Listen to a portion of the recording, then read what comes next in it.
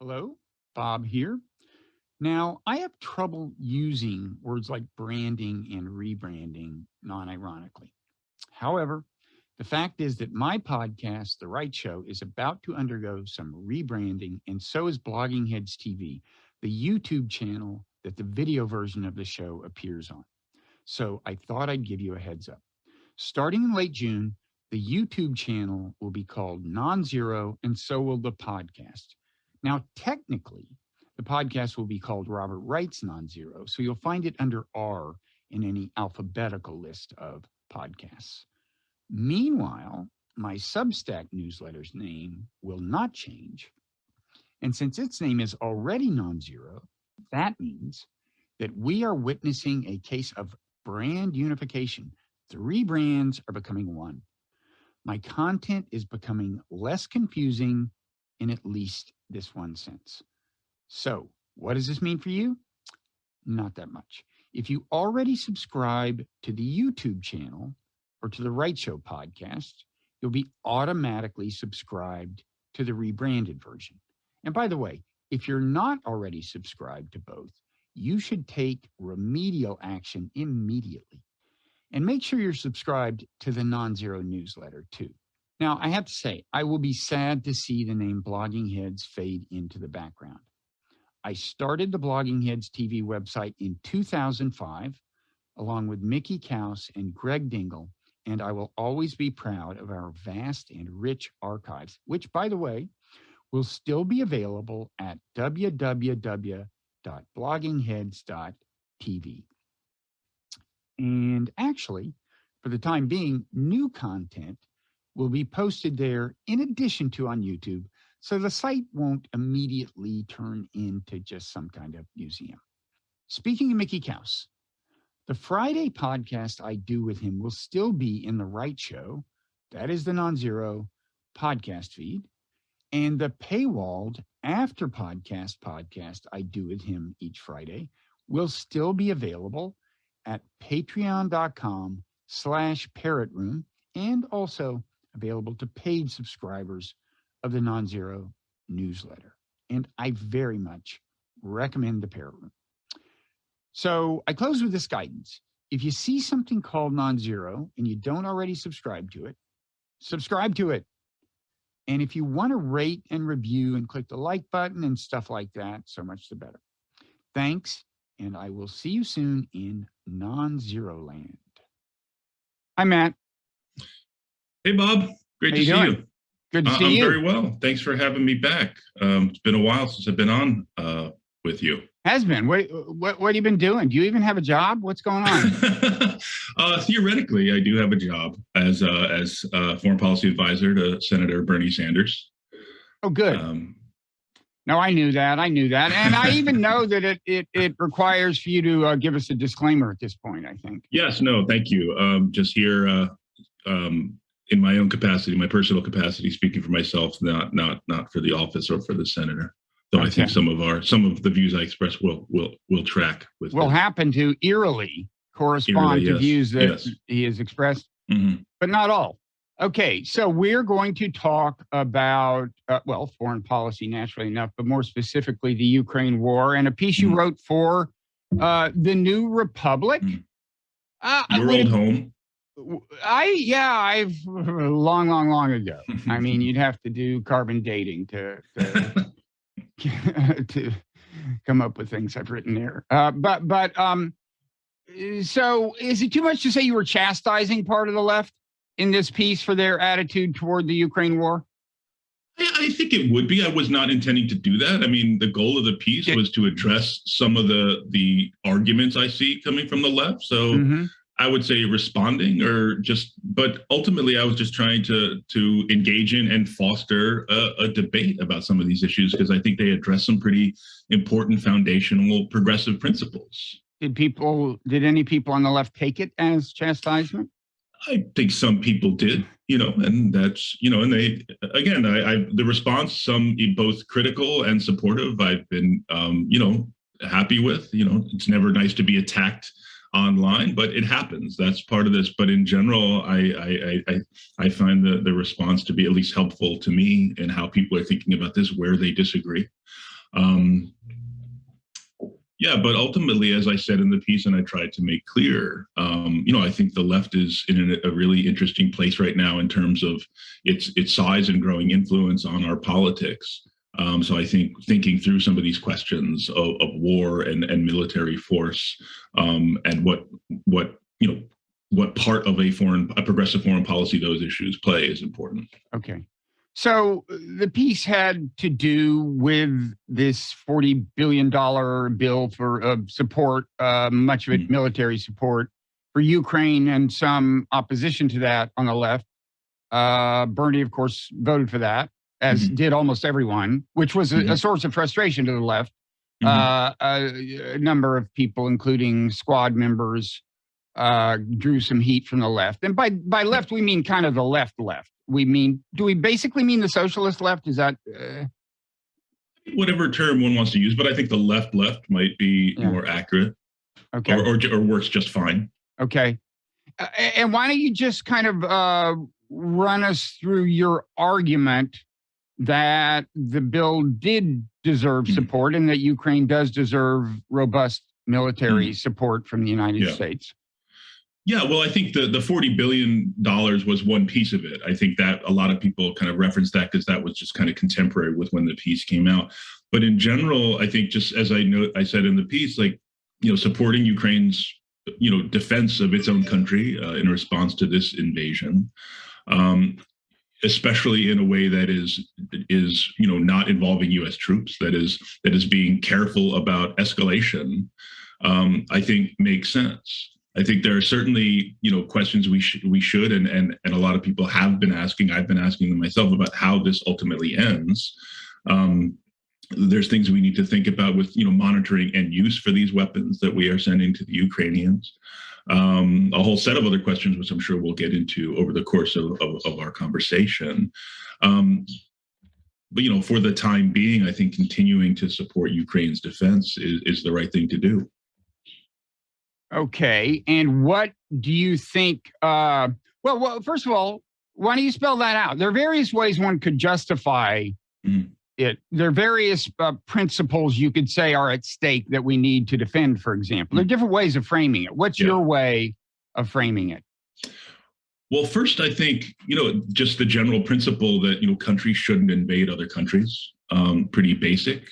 I think that's one. It's certainly not one that the United States has always followed. And again, I'll just grant at the very outset, there's a whole set of hypocrisies at play here, which I've mentioned in previous pieces and will continue to mention because I think they are really important. And I think they actually seriously undermine America's ability to create that kind of actually genuinely rules-based order that I think we as progressives want.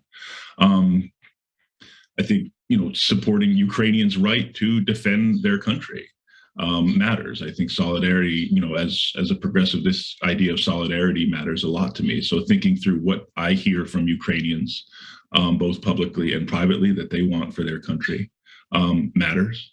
And that's obviously something that should apply beyond just Ukraine. I think that's something that informs my approach to foreign policy generally. But in this case, I think supporting Ukrainians with military equipment to respond, defend themselves against Russia's invasion is right. Okay. And what is your conception of the argument on the left that you're confronting? Yeah. And by the way, you can address this later, but I'm wondering if the feedback to the piece altered your conception of what the argument is. But what in the piece, how do you depict the argument? Right. Well, I think, I point to two really prominent people who I respect a lot, Lula from Brazil and Noam Chomsky from the US, and I think they make two of, one of the biggest arguments. One is that, and I think you've made a variation on this argument too. We've, that there was more should have been done ahead of the invasion to put, NATO withdrawal on the table more explicitly. That there wasn't enough diplomacy, there wasn't enough or an aggressive or energetic enough diplomatic effort by the United States. to make a set of guarantees that would have averted the invasion. And the second is that there is not enough diplomacy being done. It's not energetic or aggressive enough right now. The United States or President Biden or his administration is simply not engaged heavily enough in, finding a diplomatic opening or off-ramp or whatever term one wants to use to end this war sooner rather than later. Yeah. I mean, first of all, as long as you brought me in, I should be clear. I don't oppose all military aid to Ukraine, but I do, I am kind of torn about the whole issue, partly for reasons you mentioned. And I think I do have, I identify with some of the arguments on the left, maybe more than you do. We'll see. But I think I could, I'd like to later give you a version of it. I didn't mean to misrepresent. I just think you didn't say anything that's untrue, for sure. I do think we didn't do enough to try to negotiate our way out of a war in advance. But more than that, I think that we've mismanaged the relationship with Russia over the past quarter century big time. And I would agree with that. But see, I think that relates to the argument from the left in important ways to understand the way I think they're seeing it. I mean, in the piece at time, you quoted Chris Hitchens, which for me is, of course, triggering. I mean, you said at the beginning of the piece, if you were trying to win me over, that's not the way to start, Matt. I was not quoting him approvingly, though. Well, there was,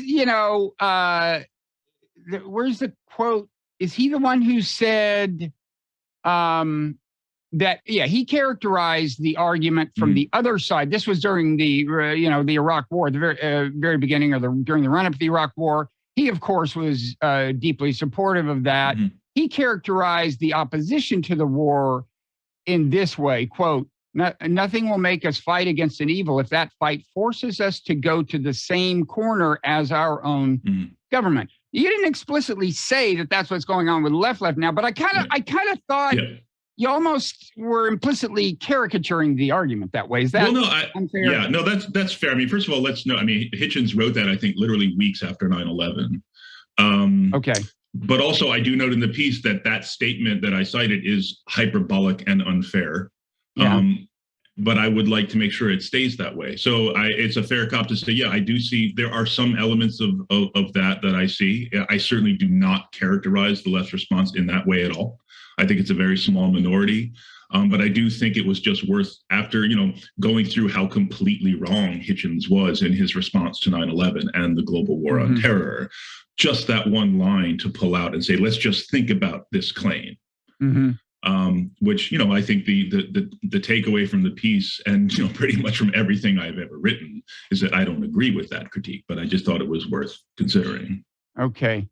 So anyway, if I tried to present, a nuanced view of what I think is going on the left, at least in part, I can't speak for them, but let me put it this way, on the left, it's very common to use the word empire, and you probably do this too, to describe U.S. foreign policy. It's imperialistic, and the whole thing around the globe, global war on terror and so on. It's all imperialism, and kind of that's one reason it should be viewed skeptically, to say the least.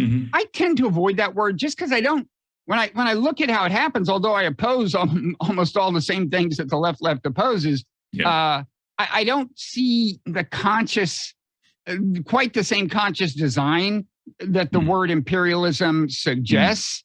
But I understand in the case of Ukraine how it looks like that, and how it looks like that in general, right? I mean, and what I mean is, if you go back 25 years ago and look at the beginning of NATO expansion, everyone, lots of responsible figures in Washington are warning against this. And Clinton does it anyway. Then there's this big threshold in around 2007, 2008. Putin gives a speech at the Munich Security Conference in 2007, warning us that this is driving him nuts. NATO expansion and, more broadly, U.S. law breaking, Okay, he mentions Iraq. He mentions the intervention in Kosovo, which, unlike the intervention in Bosnia, did not have UN Security Council authorization, and of course, had driven Russia crazy, partly because of its relation to Serbia. And he's up on all this stuff. Yeah. You know, it's so funny. If you read the speech, it's a manifesto for international law. And at that point, 2007, he wasn't the big violator of it. Right. This is before Georgia and everything else. And that speech is a warning, like, he's saying, like, the U.S. rampantly violates international law. I really don't like this NATO expansion thing. I mean, it truly is, however you want to characterize it, warning, cry for help, something that should get people's attention. Then, in 2008, George W. Bush decides that the NATO expansion we've seen isn't enough. We should add Ukraine and Georgia to the membership list. Bill Burns, who at that point was the ambassador to Russia, writes a memo to Condi Rice, if you want to read between the lines, saying, do not do this. Right. You know, it's like, this isn't just Putin. Ukraine in NATO is a red line for everyone in the Russian National Security Elite. Now, separately from that, just to drive the point home, in addition to that email, he sends a memo to everyone, Joint Chiefs and so on, about Ukraine and NATO. And the title of the memo is Niet means Niet. Yep. Bill Burns is one of the most astute, like, foreign policy analysts in this administration. And for my money, should be Secretary of State, but I'll leave that aside. So, and then you go, now I don't want to go through the whole litany. So I won't get into the 2014 Maidan revolution, which some people call a coup and see a strong U.S. hand in. And there's at least some evidence for that. And maybe we'll have time to get into that. But that's certainly not a crazy view. I'm sure you're aware of the Victoria Nuland phone call, the transcript. Encourage people to Google it. It goes on. And up to November of last year, as you may be aware, Biden, for whatever reason, Russia is massing troops and people are starting to say, wait, is this serious? And Biden chooses that moment to sign a document reaffirming with Ukraine, military solidarity and the plan to ultimately include them in NATO. Meanwhile, for the last few years, we've been funneling weapons into weapons into Ukraine, advisors. And as Putin has said, Ukraine, he thinks, was becoming a de facto member of NATO and seemed to him, he says, more and more threatening. Now, let's leave aside the question of whether NATO was the issue for Putin. It's very complicated. There certainly are other factors. There's his psychology. There's all that. And whether negotiating about NATO could have helped. All I'm saying is, I understand people who say, wait a second, everything leading up to this makes it plausible to think that the U.S. cynically sees this as a proxy war in a Cold War, the way in a superpower struggle, the way it definitely saw the Afghanistan war when we intentionally drew Russia in. To me, I have no idea. Again, I don't attribute as much conscious imperial intent to U.S. foreign policy as the left does. But to me, I totally get if they look at all this and say, wait a second, this is a proxy war. We're fighting Russia to the last Ukrainian. I'm just not going to support it. Again, I don't oppose all military aid to Ukraine, but I get that worldview. I didn't think you totally grappled with it in the piece. I didn't think you totally credited it and grappled with it. So here's your chance to grapple. No, I mean, there's a lot in there. Going back to the history of the relationship, yes, I mean, everything you said about, just first of all, Bill Burns, his book, The Back Channel, is absolutely one of the best books about U.S. foreign policy I've ever read. I encourage everyone to read it. He's easily one of, if not our greatest diplomat. And he's now CIA director, of course. CIA director and also unofficial envoy for all the difficult things. When you talked about last fall, October, November, that he was one of the people that was dispatched by the administration to go speak to Putin and speak to the Russians and try to figure out what the heck was going on and what could be done about it. So again, we can come back to that, but I think that adds to, there were, in my view, it is clear that the Biden administration wanted to avert this, given what their actual priorities were. It was not this. And we see the impacts of this in terms of inflation, in terms of the global food crisis, run down the list. This is not something they wanted to have to deal with right now. But yet we can come back to that. What you laid out as the history of NATO expansion, Putin's warnings in Munich and Bush's statement in Bucharest, I think it was, absolutely. To the shock and consternation of his own administration. But I would go back even farther. During the 90s, let's remember the steps the United States took to create the conditions for Putin, right? This is, the neoliberal shock therapy that was applied to the post-Soviet Union, to Russia, that enabled the rise of this new class of oligarchs who ultimately, kind of landed on Putin as a suitable successor to Yeltsin, and he soon turned the tables and brought them under his control versus being under their control, which is where we are now. And it's interesting because I went back, and I don't want to kind of get too off track here, but as I was thinking about this conversation, I went back and looked at some of your writing on progressive realism, which, as you know, meant a great deal to me, going back to 2006 when you first wrote the piece in the New York Times. I think I was in grad school at the time, and I was like, yes, this makes a lot of sense to me. And it's, it's a general tendency that I identify with. But I two things about that. One is I think my view reflects kind of the principles that are laid out in what I understand as the principles of progressive realism. But I do think, looking back at that piece and some of the writing since then, I think it does one place I think we might agree that it didn't quite get it is on this issue of kind of global economics and free trade, the WTO. I think it gave the WTO too much credit in terms of, enhancing freedom and liberalism and all the good things. And I do think, U.S. policy toward post-Soviet Russia is a reflection of that. The idea was that, well, we're gonna privatize all these state industries, and then ultimately, because things happen, and this is just how economics works, people will get rich. And it didn't work that way, and that wasn't the only place it didn't work that way. In turn, instead it gave rise to an authoritarian government, and that's happened a lot of different places. But yes, even if we grant, and I do, both in the New Republic piece, but also in the foreign affairs piece I published a couple of months before, that Putin's concerns, grievances, whatever you want to call them, about NATO are not just made up. He did not invent them yesterday in advance of the invasion. They are, we can argue about them. Other people can disagree with them. But the fact of the matter is, American officials have been warning about this, as you said, going back to the 90s. There's, for people who study the Russian political system, this is a real red line, especially Ukraine, for NATO.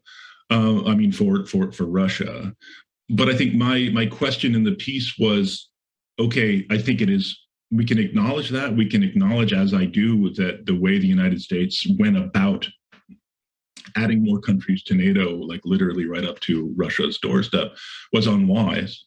But where does that put us on the eve of the invasion? And again, I'm not saying you discount it. You don't. I think we have to have both of these discussions at the same time. But I also think this kind of gets at what I see as the challenge, as I've continued to see some of the responses, and you ask, whether those responses, especially the disagreements and criticisms, were helpful. And here's where I think they really have been, because as I see the kind of responses and criticisms of the piece, the kind of challenge that has sort of coalesced in my mind is, can we acknowledge that a policy of military support is correct while at the same time continuing to challenge the broader foreign policy conception? Can we, to use the immortal words of candidate Barack Obama, can we change the mindset that got us into war in the first place while still supporting this one particular policy area that involves supporting a war? Right. Well, one problem with that is that, one thing that deepens the challenge is that if you try to point to these things we did that unnecessarily and unwisely made this war more likely, in my view, people take that as excusing Putin, completely absolving him of responsibility. Now, I have a worldview that actually kind of handles that in the sense that I put such emphasis on international law that I can say, look, Putin's the one who invaded a sovereign country. That's a violation of international law. NATO expansion isn't. By and large, the things we did aren't, although God knows we've violated international law time and time again, and I want to get back to that.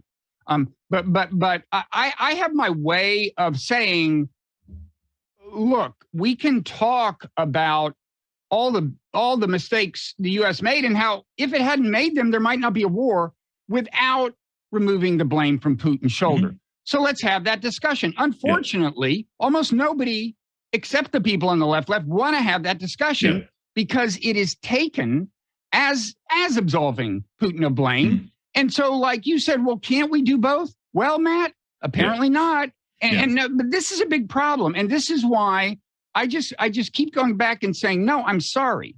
I know it's a bad look. I know you're going to say we're reciting Putin talking points and all that.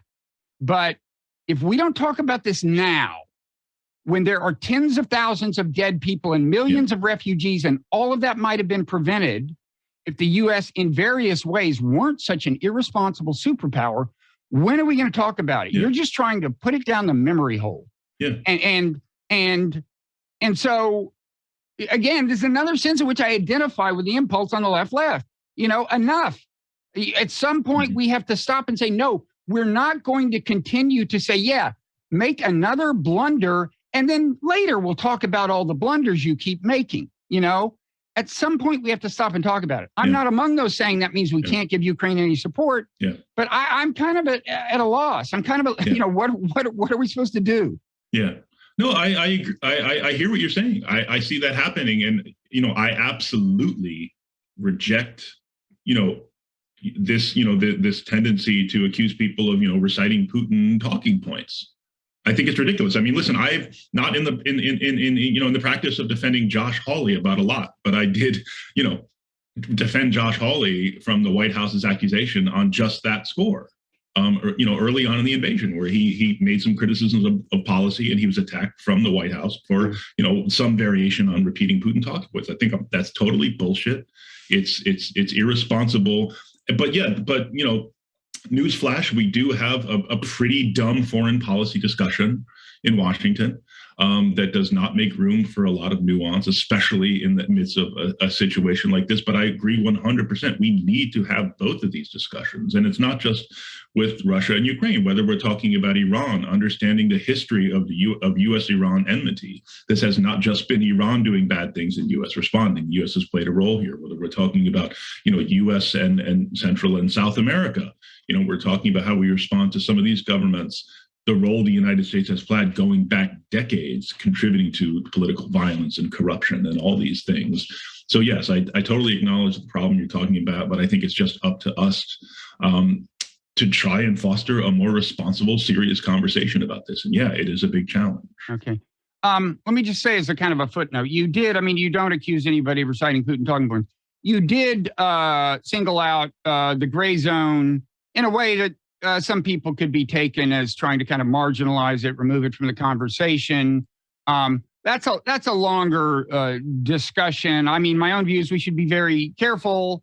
If we're going to say somebody's beyond the pale, we should document it and be very, very careful about it. But I'll let you say more about this if you want. But one thing I just want to quickly say is Aaron Mate, who is one of the gray zone people, wrote a piece I recommend for Real Clear Investigations. It's part of Real Clear Politics, which I think you'll agree is not some kind of left-wing organization. And it's about Syria and how we got into the Syria war. And I mention it's really a good piece of reporting, I think. I mean, I'm sure people could reply and challenge and so on, and I'm not an expert, but it's worth reading. And the reason I bring it up is I was just reading it the other day, and at the very beginning, when you see how automatic the impulse of the U.S. was to do something, to change the regime, to get involved in Syrian politics, and this was beyond like, oh, there are these protesters who are being brutalized, which there were, and there were horrible things being done by the Syrian regime, which there definitely were. But you can see that the impulse was deeper than that, and I think probably precedes that. And I was just like, is there some residual Cold War impulse that we just never got out of our system? Is the foreign policy bureaucracy, actually, this is a question for you because you're in DC, you're part of this.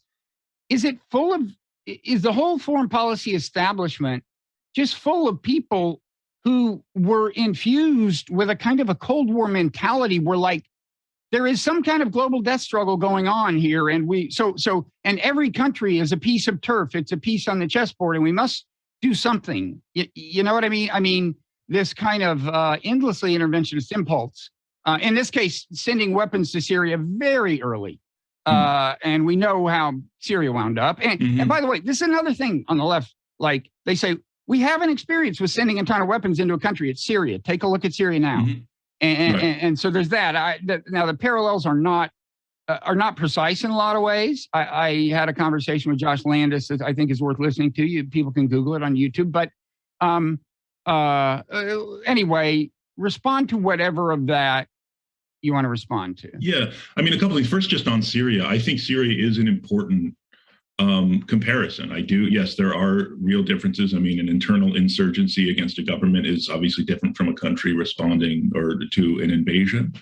But still, I think Syria is something I've never been satisfied with my own response, or certainly with the United States response. I think, speaking as a progressive, seeing the disaster in Syria, you know, I have thought a lot and tried to read a lot about how we could have responded differently, earlier, later, in the middle, to create a different outcome.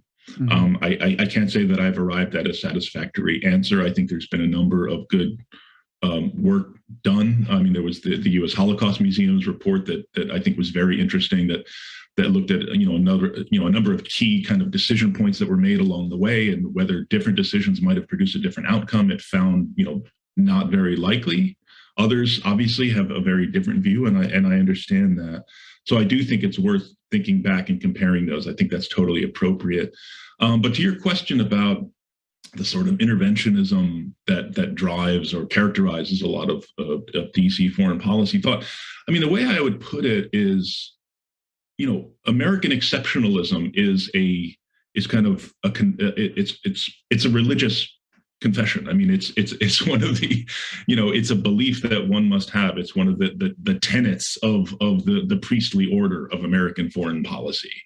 It's something that simply must be sort of, and it expresses itself in various ways, but in the simplest terms, it's like, America is powerful and we use our power for good. And sometimes we make mistakes, but when we make mistakes, it's almost always for the right reasons. And yes, mistakes were made and yada, yada, yada. And within that yada, yada, we're talking about hundreds of thousands of people killed and millions of people displaced, and run down the list. But I think it's just that belief in the inherent, not only goodness, but necessity of American global power and global leadership. Now, I think that has been changing. I think over the past, especially 5 years, there have been some very, very important interventions into this debate.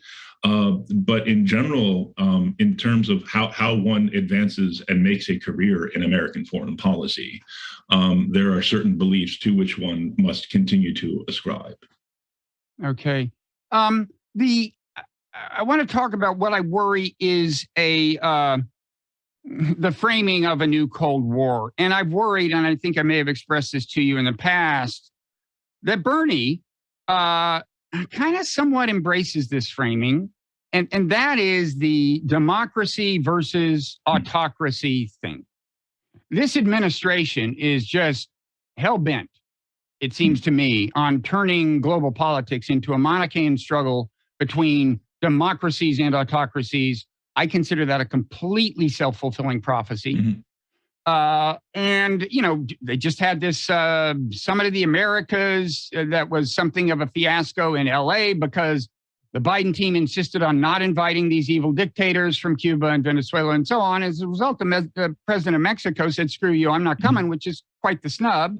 Big Latin American country. Single most important country in terms of America's, single most important, impactful country on America's day-to-day lives, Mexico. Yes, and he did not come. And kind of incidentally, I don't like this framing of the Ukraine war. It's like evil autocracy versus liberal democracy. Well, Ukraine's not the most liberal democracy in the world. Right.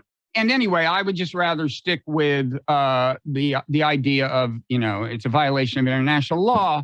But I could go on. But I mean, do you agree that what is your view on the way we should frame this? Yeah. Again, Bernie definitely did talk at least a little this way during the campaign. Yeah. That authoritarianism, autocracy are the enemy. I'm wondering, do you think this administration has gone too far? How far do you think we should go on this? Well, I think this administration rhetorically talks about it this way.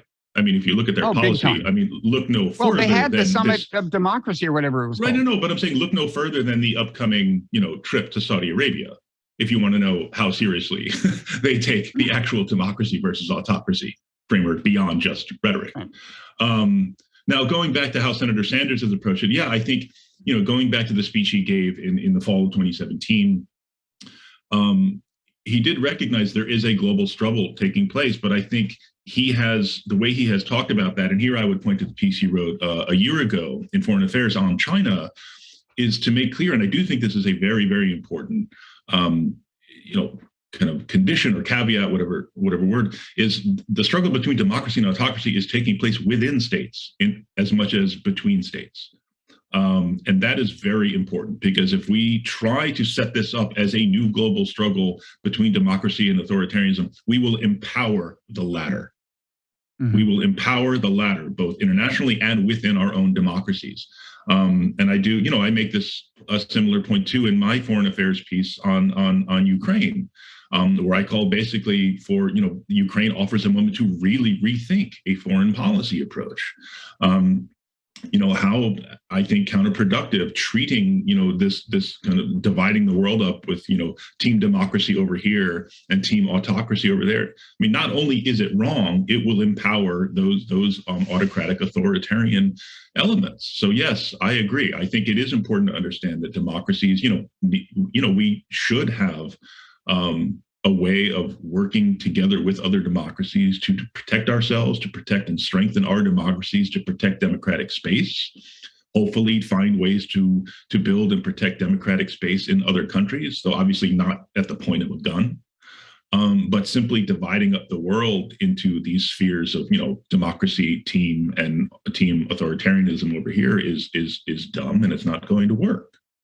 And also, last point here is, it is so transparently false that I think it just undermines our credibility, and people can disagree about how much that matters. I think it matters. I think if you want to be believed, I'm sorry, you cannot say we are in a struggle between democracy and authoritarianism. Gotta go meet with Mohammed bin Salman right now. Right. And I think this is another thing that informs the left reaction to Ukraine, is because of the way the administration is sometimes framing it, and a lot of people are framing it as like, it's liberal democracy versus authoritarian autocracy. It just seems like another Cold War. We've been here before, and I think that's part of the deal. Now, in terms of going forward, can I make a quick follow-up point? I'd also say, I understand, we need to work with imperfect and a lot of times bad regimes to achieve certain goals. So again, my question would be not that you never talk to these folks. And this goes for Putin as well. And I would note here, maybe we'll get to this later, but it is very interesting to me that finding some compromise with Putin is appeasement, but finding some compromise with MBS is just statecraft. I think that's a contradiction that we need to explore a little bit more. In both cases, my question would be, okay, what are you getting out of it? What are you getting? I'm not one of these folks who says, no, appeasement never works. No, of course, Churchill himself recognized, quote, that appeasement has its place in all policy. The question is, what are you getting for it? Right. And this comes up with me in a question I was going to ask you anyway, which is kind of where we go from here. It sounds like you do think, my reaction to all the military aid we've given them is, well, one thing I definitely wouldn't have done is given it to them with no strings attached. we need to have an understanding with Ukraine about how far this is going to go. Because if you really are seriously talking about trying to take back every inch of turf occupied by Russia, A, you're crazy. It ain't going to happen. And B, or at least it won't happen without incurring massive risk of an apocalyptic outcome. Okay.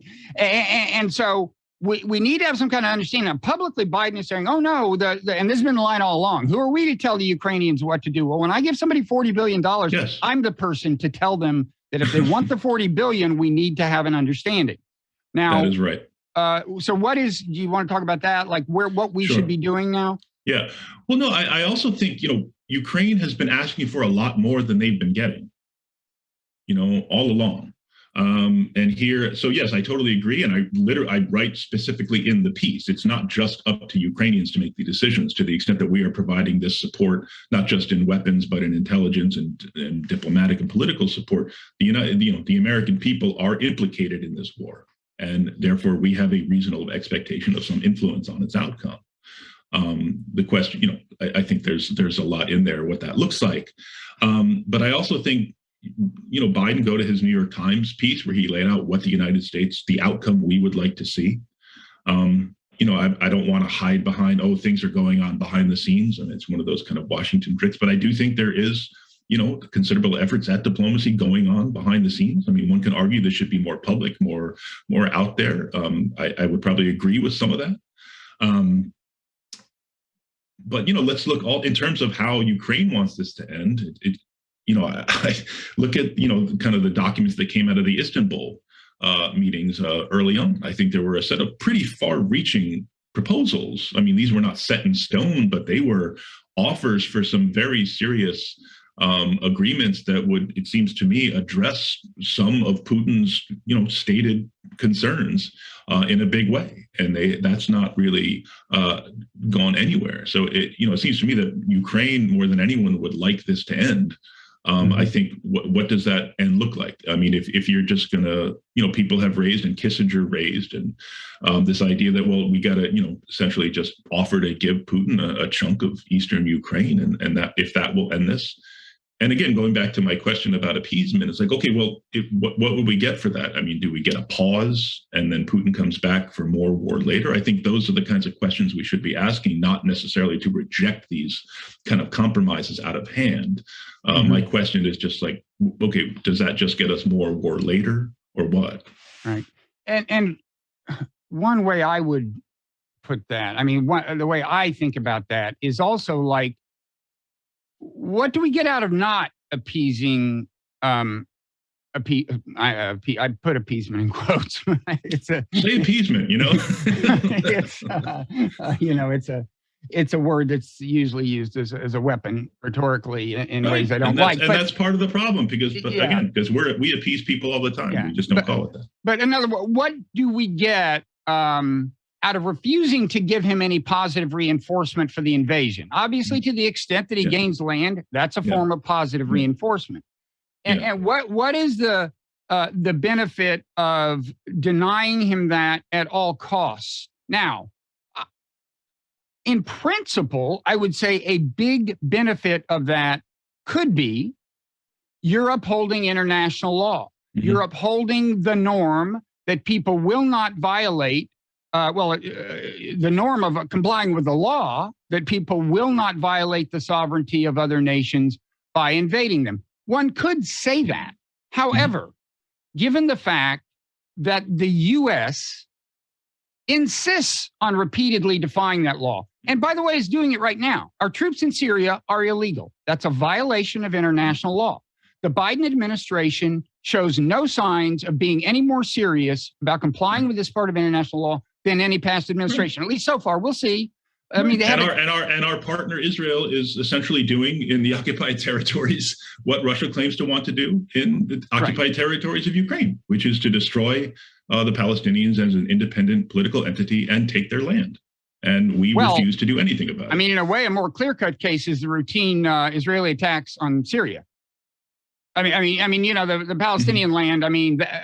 Well, we can get into that, but that's also a kind of that's a human rights issue. It's a lot of things. It's an international law issue too. And that's the point I'm making in terms of international law with regard to occupied territory. It's pretty straightforward. Right. Oh, totally. There's a violation of international law going on. We could split hairs about which part, but anyway, the reason I want to say that is because, when I point, and a lot of people point to past and ongoing American violations of international law, of course, what the hawks say is, oh, that's whataboutism. First of all, pointing to hypocrisy is a generally good thing. That's what keeps systems of norms and laws robust. Yeah. Any moral system depends on the idea that you don't get to preach to other people and complain about their violations if you're committing the same violations. Yeah. But beyond that, what I want to say is, if we had not been so hypocritical, if we had nurtured this norm of complying with the the prohibition on invading other countries, and so there was this chance now of finally making this prevail globally, then there would be more upside to at all costs denying Putin any victory. But until we are ready to do our part to uphold that norm of compliance with that law, there's just less upside. It's just less. It's not, my point is, it's not only hypocritical. It also means there's just less benefit. Yeah. And again, I'm torn. I hate to see people get positive reinforcement for invading countries. But anyway, that's my line. Right. I also hate to even, I would have regretted the positive reinforcement that successful negotiation would have done, in the sense of reinforcing him for massing troops on a border, even though that's not illegal. But I thought we should have been done a much more serious job of that. Now, you disagree. Maybe we should briefly visit that. I think it's straightforward. Derek, is it Cholet or Chole? How does he Chole. Okay. Yeah. It's what? I'm sorry. Chole. Okay, so he's a pretty high-ranking State Department official. He just flat out said a month or two ago, we told the Russians the NATO expansion issue is not on the table. That's consistent with what Putin himself said right before the invasion. He said they did offer kind of moratorium and so on, but in terms of any kind of permanent stop, no. And so this isn't enough. We don't know that would have stopped the invasion. But if you're not willing to go that far, I think you haven't gone very far. Now, you seem to think we kind of did go that far, or what? I think, admittedly, we got ourselves, because of Bush's, public insistence that, yes, we're going to get Ukraine into NATO. And we got ourselves into a very kind of tough and frankly stupid diplomatic conundrum, right? Where there was concern about, maybe it was overstated, but concern about, now having stated this, we don't want to just shut the door on anyone joining. But there was a general understanding that this was not going to happen. But in addition to what Chole said, I think there's also, the statements that we saw from both Macron and Scholz, which I reference in the piece, where they went and met with Putin, and they came out and they did they come out and speak to the press and say explicitly, we agreed that Ukraine would not join NATO? No, they didn't. But I think in diplomatic terms, they made pretty darn clear that this was something that was under discussion in an effort to avert this invasion, an effort to address Putin's stated concerns. Now, if you can say that wasn't enough, okay. But I tend to think in terms of how diplomacy is handled, it was pretty clear. But I would add this point too, is that Putin understood that with part of Ukraine occupied by Russian affiliated forces, he had a veto over Ukraine's NATO membership, period. Because part of the conditions for joining NATO is that you cannot have any unresolved border disputes. So to the extent that Russian forces were occupying parts of Ukraine, he had that in perpetuity. He understood that as just a practical matter. So the idea that if only we'd gone as far as offering these hard guarantees, no Ukraine in NATO, I don't know. I'm just unconvinced that would have, especially in light of what Putin has said leading up to that, and subsequently about his ultimate goals for Ukraine and for the kind of new Russian imperium, or whatever term one wants to use. The idea that just making this promise would have averted this, I am not convinced at all by that. Yeah, I mean, at the same time, I'd say the de facto Russian occupied, Russian controlled parts of Ukraine, I think he saw as kind of under threat. I mean, of course, I don't approve of them having been occupied in the first place, or Crimea having been seized. On the other hand, if we did have time to revisit 2014, I'd say our very assertive role in that regime change was extremely ill-advised, given the obvious way he was going to perceive it and think about Crimea, given that a very important naval base is in Crimea. Leave all that aside. Right. Yeah. I don't agree with the idea that about it was 2014 if you want. I mean, I'll just say briefly, I don't agree that it was a coup. I certainly think that, there's evidence the U.S. was playing a let's say provocative role in what was going on there. I think that's a longer conversation. I think that, the leaked recording of Victoria Nuland, I listened to that, and that absolutely can sympathize or empathize with how Putin and Russians might perceive that, because she is literally picking the new leaders of Ukraine at the same time, knowing how American diplomats talk. They talk a lot of shit, and talking tough on the phone is I'm not super surprised by that. But again, I'm not going to downplay it as provocative. It certainly was. But she has a plan, and and as they end the phone call, they're planning to operationalize it. I'll call so-and-so, you do this. And the guy they pick winds up being the guy who won. So who knows?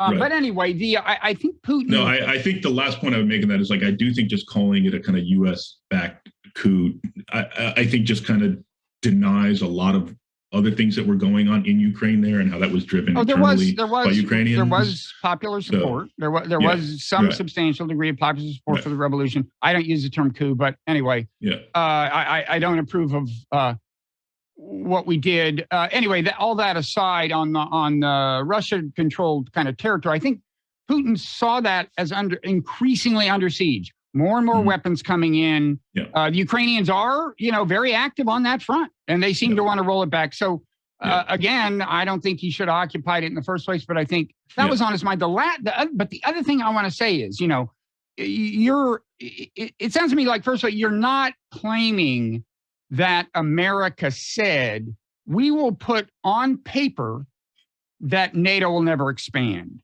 right? You're not making that claim, right? No.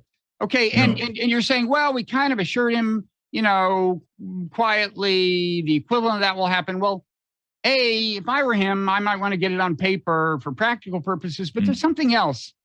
I think you just have to take into account individual psychology, national psychology. Nations and people want respect, maybe especially acutely if they are a declining superpower that would like to rescue a former greatness. And I think NATO expansion was partly an issue of respect. I think Putin, who, of course, autocrats come to identify very closely with the states, I think he took it personally as a slight, a sign of disrespect. I think some Russians did. And I think all that is involved as well. But I don't want to go off on that too much. I think you've got to go at the top of the hour. So I've talked a lot. I should just give you a chance to say anything else you want to say. I have one more thing I want to say, but go ahead. so if you could hold it to about 5 seconds, that would be great.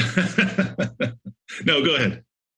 Oh, it's just an asterisk on the WTO thing. I did definitely say naive things about the WTO, but one thing I've always said, I mean, we should have bargained harder with China on their entry, but one thing I've always said about these multilateral trade agreements, including NAFTA, is the goal should be to turn them into instruments for left of center policy. They should ultimately include, labor issues, environmental issues in an actually meaningful way, because if you don't address those things at the multinational level, in some cases, they're going to be hard to address at all. That's my take. I agree 1,000%. And I would say it's something very current on that is the WTO ongoing debates over the IP waiver, for the TRIPS waiver for vaccines, which is something I think the WTO is completely failing on. This is over, I think it was October and November 2020 when this was first proposed by India and South Africa. And it is astonishing to me or not astonishing, it's just depressing. I mean, because in my view, I mean, the fact that this has been taking so long on an issue of just, I mean, obvious global security concern just shows, I think, these are the interests that the WTO exists to protect. Global North profits over global South lives, and I do agree that we have to change that. Okay. Well, now more broadly, I certainly agree. More broadly, is there anything you want to say in closing about your argument, your ways it may have been misconstrued on the left, or things you might wish you had said differently, or anything else?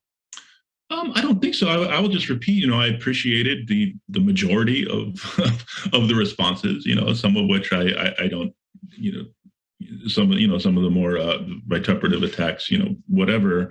But I do think there has been a lot of good faith disagreement, and I appreciate that, and I look forward to the opportunity to engage with some of those folks as time goes on. Because I think the reason I thought it was important to weigh in here is because there are some pretty foundational issues here with regard to how, at least I define, what a progressive foreign policy is and how the United States should operate in the world. Okay. Well, thank you very much. And tell Bernie I said hi. And, should he wind up in the White House and should you not be available to serve as Secretary of State, I just want you to not lose track of my name. I'm ready to serve if called. But thanks a lot, Matt. I feel a little bad about the extent to which about how much I've talked, but I kind of, when I read your piece, I thought I'd like to see a debate between Matt and somebody on the left. I'm not exactly that, but I thought, I guess I went into this thinking my kind of role is to be a surrogate, a client state for the left. Yeah, no, I appreciate it, Bob. I really enjoyed it. Let's do this again before too long. I would love to. Just tell me, just say the word when you're ready. I know you're busy, but I will let you get back to DC. Whatever. I don't want to know what goes on even. So I'm not going to ask, but I know it's stuff you're better at than I would be. So thanks, Matt. All right. Great to see you. Same here.